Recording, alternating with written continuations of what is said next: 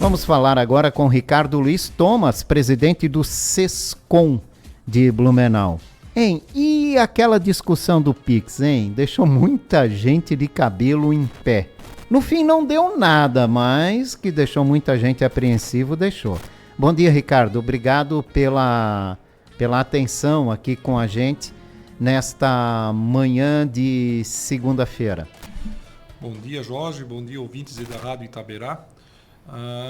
O ano começou com tudo, né? Ele terminou ali com o pessoal indo para a ABC, voltou aí muito para a questão da virose e esquentou de vez aí com a situação do Pix aí, que foi uma semana aí onde foi muito comentado essa fiscalização, esse tributação, né? Proposta aí de tributação do Pix. Desceu para PC para andar de canoa, né? Isso aí. Também, infelizmente, né? Semana passada aí aconteceu essas chuvas aí atingindo o nosso litoral aí. Vamos lá, Ricardo, explica pra gente, né? Pra gente entender melhor o que é esse monitoramento do Pix, porque muita gente não sabia nem que existia, né? E de repente ficou sabendo que o governo queria monitorar o Pix, mas que já faz um certo monitoramento em cima dessas transações, né? Bem, a Receita Federal, o Banco Central, ele já tem esse monitoramento há muitos e muitos anos. Na verdade, essas informações já vão sendo informadas pelas instituições financeiras há mais de 20 anos. O que aconteceu agora, teve uma instrução normativa, que é a 2219, lá de setembro de 2024, onde ele alterou um pouco as regras. O Pix é algo novo, está fazendo aí 4 anos, e virou uma modalidade de recebimento e pagamento que hoje é a mais utilizada. E o que a Receita começou a pedir de informações? Primeiramente, que mais instituições financeiras entregassem a e-financeira, porque hoje só os bancos privados, que são Bradesco, Itaú, alguns tipo Caixa Econômica, Banco do Brasil, que são públicos, mas são essas grandes instituições que entregavam essa declaração, que corresponde hoje a 80% de toda a movimentação financeira. E o governo pediu para os bancos digitais também entregar essa e-financeira. Então, hoje, esses bancos digitais, esses cartãozinhos aí que o pessoal recebe na maquininhas, a questão do iFood, questão do IRB, questão do Uber, também entregar essas informações aí para a Receita Federal e também para o Banco Central. E aí deu esse dilema. Até então, esses bancos informavam toda a movimentação, que é as transferências, DOC, TED, até da pessoa física R$2.000 e pessoa jurídica R$6.000. O governo decidiu aumentar esse valor, R$5.000 movimentação da pessoa física e R$15.000 pessoas jurídicas. E aí começou uma série de desinformação, a questão hoje a mídia é muito rápido, né? As mensagens, os vídeos, aonde que o governo ia tributar o Pix acima de R$5.000, que não é verdade. Então, hoje não existe a previsão legal dessa tributação. Se eles vão tributar lá na frente, Jorge, já é uma outra situação. Mas nesse momento não seria isso, tá? Mas e isso gerou uma conversa muito grande, né? E aí o governo teve que voltar atrás, porque ele não conseguiu transmitir para a população a segurança que o Pix não vai ser tributado, e aí gerou esse bafafá todo e teve que recuar. Muita gente ficou muito preocupada, né, sobre esse monitoramento. Poderia haver uma comparação com receita e gastos, acima de tudo. Justificativas, que até então não são necessárias, poderiam aparecer. E, claro, gera preocupação também sobre imposto em cima de um serviço hoje que é muito eficiente, né? E que, como você falou, 80% das operações hoje são feitas via Pix. Sim. A Receita já tem, então, esse monitoramento das nossas movimentações, tá? Então, o cidadão e o contribuinte tem que ter ciência disso, que já existe esse monitoramento. O que a Receita ia aprimorar com mais informações. O objetivo dela era para os grandes sonegadores. Então, o objetivo era fiscalizar uma tributação mais justa. E tem uma situação também, né? Apesar, Jorge, da movimentação bancária não ser tributável, mas a renda que gera essa movimentação é. E aí tem muito contribuinte que não paga o seu tributo e provavelmente sim, ele ia ser alvo aí de uma malha fiscal e teria que pagar. Eu vou dar um exemplo aqui, só para a gente... Tem vários exemplos, mas vamos lá. Eu tenho, por exemplo, uma casa na praia. Eu alugo aí por temporada e, sei lá, R$ 900 por dia, me gerou 10 dias, R$ 9.000 de aluguel. Essa informação a Receita Federal tem, porque foi um Pix para minha conta. E eu teria que tributar esses R$ 9.000? Sim, porque é uma renda, teria que fazer um carnê-leão, provavelmente, e tributar. Então, isso que o governo gostaria de ter essas informações para realmente começar a tributar. Eu tenho, por exemplo, a dúvida que surgiu, né? Eu tenho meu cartão de crédito, eu ganho R$ 5.000, mas eu tenho da família toda, estou gastando R$ 10.000, por exemplo, de cartão de crédito. A Receita ia me questionar? Provavelmente sim, porque tu tem uma renda e está tendo um gasto maior. Mas aí você poderia justificar que é da família. Então, assim, a Receita, para esse tipo de contribuinte, ela não ia botar os olhos, até porque ela sabe que isso acontece no dia a dia. Então, ela tem esse monitoramento familiar, ela sabe quanto que a família ganha, o esposo, a esposa, os filhos, e até uma certa vezes a quantidade do sua renda pode ser movimentada que não seria fiscalizado. Mas esses grandes aí, sim, eles iriam atrás. O exemplo agora, foi presa semana passada uma moça ali em Brusque, aquela influencer, né? Sim. Que dava casa, dava R$ 1 milhão para seguidores. Então, assim, e se for verificar, ela recebia auxílio Bolsa Família. Então, a renda dela não é compatível com a despesa. É uma coisa estranha, né? A Receita, com certeza, já consegue monitorar, né? Tanto é que foi feita a operação e já foi presa. Mas, então, essas situações que o governo gostaria de apertar. É verdade. Então, vamos lá. Começamos com a polêmica do Pix, que não deu em nada, né? Alívio para muita gente. E tem o MEI, né? Nós começamos 2025 com novidades para microempreendedores individuais. E o que esses microempreendedores devem ficar atentos, né? O que mudou e o que chama atenção? Bem, só para encerrar o assunto Pix, né? É importante o contribuinte, o cidadão, ele está ciente que ele, tendo renda, ele tem que ser tributável. Então, a renda dele, ele tem que sempre cuidar. Por exemplo, se ele é um assalariado, CLT, essa tributação já vem descontado da folha dele. Ele é um autônomo, então ele tem que tomar uma série de cuidados. Por exemplo, eu tenho renda, eu sou um pedreiro, eu sou um eletricista, um encanador, qualquer profissional aí autônomo, ele tem a renda acima do limite, que hoje está em R$ 2.800. Estão querendo aumentar para 2 salários mínimos, estão falando em 5.000, mais para 2026. Então, se eu tenho um ganho acima disso, o correto era eu tributar isso através de um carnê-leão, que é um programa da Receita Federal, e todo mês ir pagando o imposto. Porque aí eu vou ter minha renda, vai me gerar minha movimentação bancária e não vou ter problema com a Receita Federal. Uma saída também, uma outra oportunidade é esse autônomo, empreendedor ali, abrir o MEI. Então, o MEI ele me permite ter aquela movimentação em média de 6.750, que é R$ 81.000 no ano. Eu tenho os auxílios previdenciários, como a aposentadoria, o homem aos 65 anos, a mulher aos 62, é um salário mínimo, mas com 15 anos de contribuições.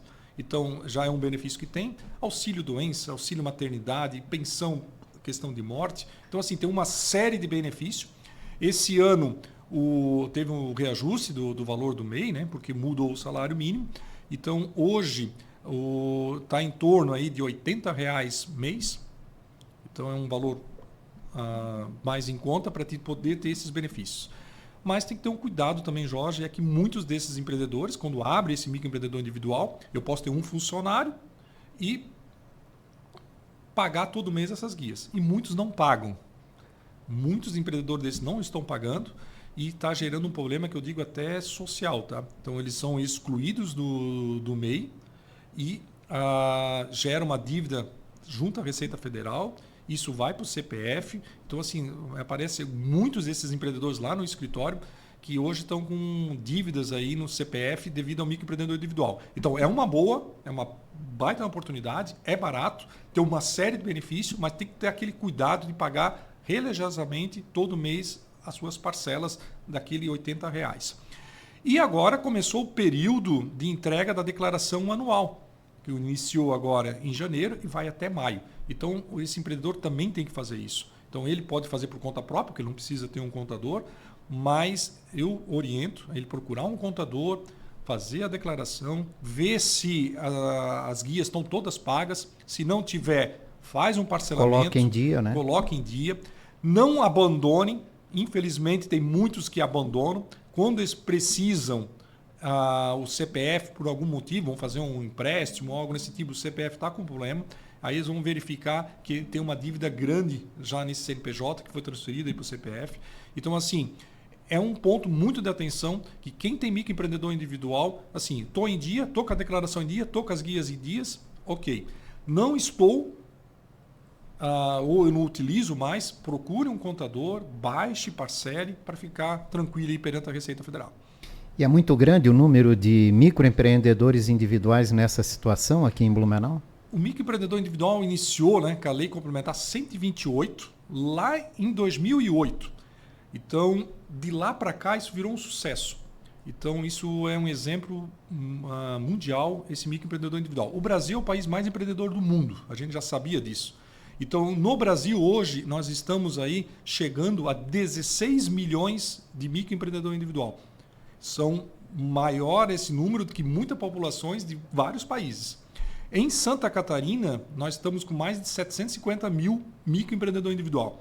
E em Blumenau, nós já estamos perto aí de 39 mil microempreendedor individual. Ou seja, nós temos praticamente 1 a cada 10 cidadãos blumenauenses, um é microempreendedor individual. Então, ele ficou um número gigantesco aí, de empreendedores. E devendo, né? Que você me comentou ali, perguntou quanto que estão devendo.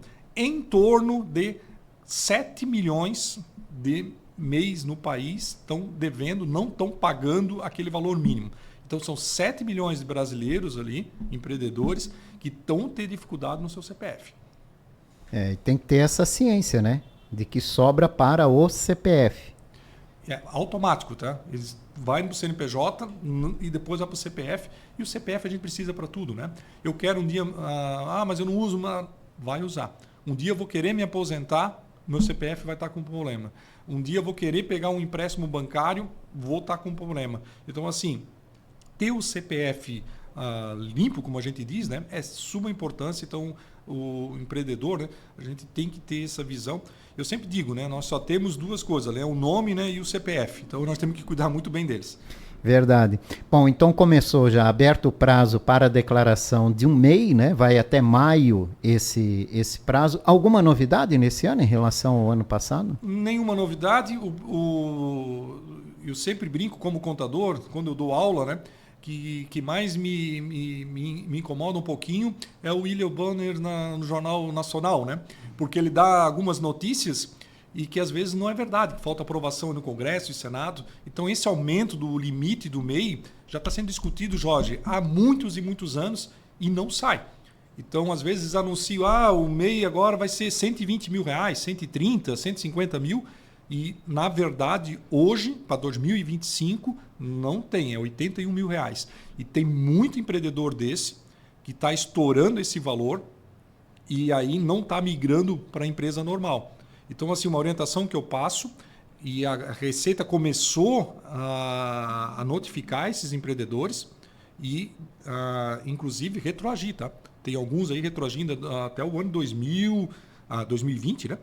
Os últimos 5 anos, e aí tem que pagar esses impostos todos atrasados. Então, se você é microempreendedor individual, estourei o limite de 81 mil reais, sugiro procurar um contador, porque a Receita está em cima.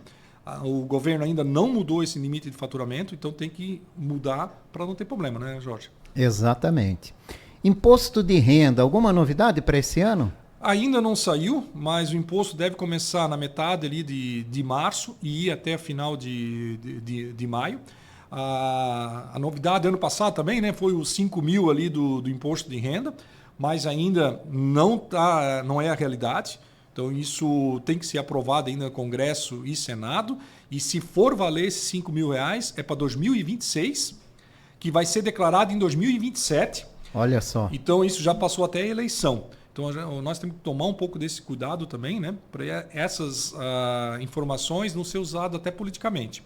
Hoje, a isenção é de 2 salário mínimo antigo, que está 2.824. Tem um compromisso do governo de mudar para 2 salários mínimos de isenção, então vai para R$ 3.036. Então, a partir, mas aí para frente ainda. Hoje o que está valendo, isento acima de 2.824. Então, se você ganha acima disso, tem que declarar. Vai ter que declarar. Então, é importante. Eu também recebo muito, Jorge. A pessoa, não, eu acho que não preciso mais declarar. Recebeu aí no ano, sei lá, 32 mil reais e não declarou. Aí tem multa, tem juro, o CPF fica cancelado. Então, assim, você que recebe, né, de forma assalariada ou como autônomo que declara o Carnê-Leão ali acima de 30 mil, tem que ficar atento, porque tem que declarar. E é triste, né? Tem que, além depois de ter que declarar, tem que pagar imposto e multa, né? E aí esse é o pior de tudo, né? Que pode vir numa hora imprópria, acima de tudo, né? Ricardo, e para quem tem, por exemplo, né? Tem gente que tem mais de um emprego, tem 2 empregos ou mais atividades, né? Que acabam rendendo e esquece de acumular para ver o total, né? Acontece isso com muita frequência? Acontece, a Receita Federal hoje, assim, se você tem renda declarada através de pessoas jurídicas, a Receita já cai em malha fiscal muito rápido.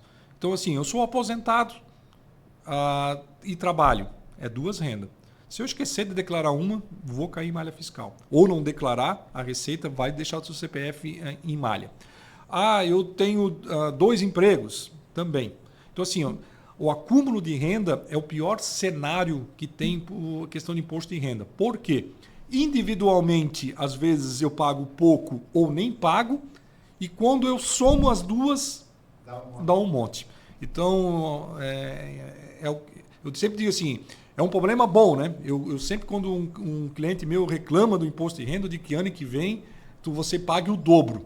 Porque o imposto de renda é tabela progressiva, quanto mais tu ganha, você paga, mas a gente sabe que sempre dói, né, no bolso pagar o imposto de renda. Não resta dúvida, né? Tanto é que todo mundo tenta de tudo quanto é jeito ganhar um pouco de volta, né? E assim, a Receita, cada dia que passa, ela tem mais informações sobre nós. Hoje, existe a declaração pré-preenchida, né, que hoje ela já capta em torno de 80% de todas as informações que nós temos. Então, só para você ter uma ideia, Jorge, hoje eu vou fazer uma declaração pré-preenchida. Ela já sabe todas as rendas que eu tive, se eu tive 1, 2 ou 3 ou 4, 5 rendas, já está ali. Sabe todas as minhas despesas médicas, até que a partir desse ano todo o recibo médico vai ter que ser digital, lá no site da Receita Federal praticamente. Então ela já sabe quanto que eu gasto com despesa médica.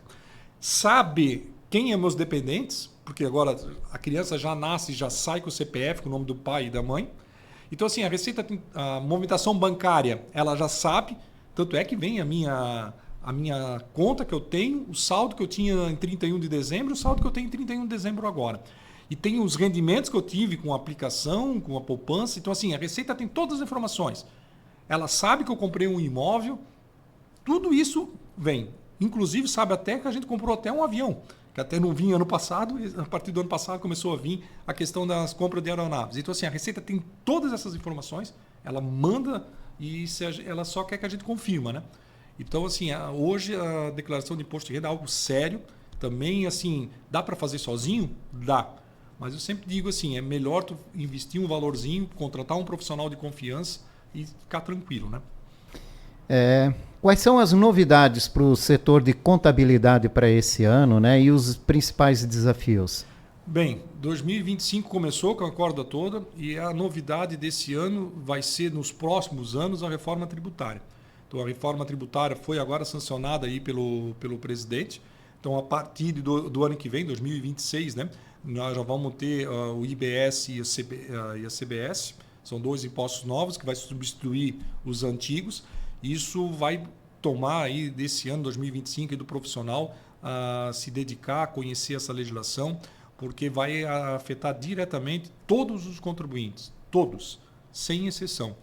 Então, algumas atividades vão ser beneficiadas, vão ter uma redução da carga tributária, mas algumas vão ter elevação e algumas elevação altíssima.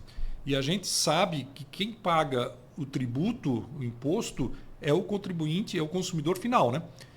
Então, isso vai ser repassado aos preços. Então, assim, o empreendedor tem que ficar atento sobre a sua nova carga tributária e também o consumidor, porque vai ter, com certeza, ele vai sentir aí no bolso essa reforma tributária. Então, vai ser uma reforma em tempo de transição longo, vai terminar, ser concluída lá em 2032, mas é algo aí que está na crista da onda para esse ano. Já impacta no ano que vem, né? Já impacta, então esse ano aí vai ser um ano aí de muito estudo e de muito planejamento, porque vai mudar. A questão, por exemplo, né, é importante também, Jorge, que a gente está falando só de uma parte da tributação. O Brasil tributa consumo, renda e patrimônio. Nós estamos falando só de consumo. E consumo a gente consome muito, né? E esse é um imposto, um tributo que eu particularmente acho muito perverso. Por quê? Vou dar um exemplo aí. Eu vou tomar uma Coca-Cola. Eu vou pagar o tributo sobre essa Coca-Cola, ganhando, sei lá, R$2.000. Se eu ganhar 10 mil, eu vou pagar o mesmo tributo. Se eu ganho 100 mil, o mesmo tributo. Ou seja, do aquele catadorzinho de lata que catou lata o dia todo, foi lá e comprou uma Coca-Cola, ele vai pagar o mesmo imposto que o Neymar, visitando Balneário Camboriú, decidir tomar uma lata de Coca-Cola. Então, o peso do imposto ele é muito diferente. Então, a classe mais pobre, ela sente mais esse tributo. E aí tem uma crítica, a gente sempre diz o seguinte, foi debatida essa alteração sem mudar o principal tema, que é qual é o tamanho do Estado que a gente quer. Porque a gente quer um Estado grande, pesado, isso custa tributo. E aí a gente, tudo bem, aceita, porque nós vamos ter a maior carga tributária no consumo do mundo, tá? Então, estão falando em 27,5%, a gente não sabe ainda qual que vai ser essa carga tributária, mas então, assim, vem forte por ali. E, provavelmente esse ano, vão querer também mexer na questão da renda, imposto de renda, e também do patrimônio. Já estão falando muito em tributar os lucros e dividendos, então, assim, parte tributária 2025 vai ser forte. Porque em 2026, tu sabe que é ano de eleição, né? E ano de eleição não se mexe nessa questão do tributo. Exatamente, né? E prevendo isso, né? Prevendo até algumas dificuldades do setor nesse sentido, o Sescom está programando algo, né? Para fazer debates, orientações aos seus associados? O exemplo hoje, Jorge, eu estou desde as 8 horas da manhã em reunião com a nossa diretoria de cursos e eventos. Então, nós vamos fazer muito a questão da reforma tributária. Então, vai ser o ano da reforma tributária. Antes de entrar no ar aqui, eu estava passando o áudio, tu percebeu ali, a questão da FENACOM, que é a nossa federação, também para a gente fazer um projeto de mentoria, de consultoria, foco à reforma tributária. E também, esse ano, o foco da entidade também vai ser inteligência artificial. Então, a inteligência artificial também está vindo muito para o ramo contábil. A gente está fazendo alguns treinamentos, cursos específicos de reforma tributária. Inteligência artificial. E isso vai ser uma dobradinha, tá? Inteligência artificial com reforma tributária. E nós vamos destacar bastante para os nossos associados e não associados também, né? Que é importante estar atualizado nesses dois temas. Obrigado pela participação, Ricardo. Um bom ano para a contabilidade. Será. E conte sempre aí com o Sescom Blumenau Vale Europeu. E qualquer demanda aí, né, é sempre só chamar nós que nós estamos aí sempre presentes. Obrigado, ótima semana. Ricardo Luiz Thomas, presidente do Sescom de Blumenau, conversando com a gente nesta manhã.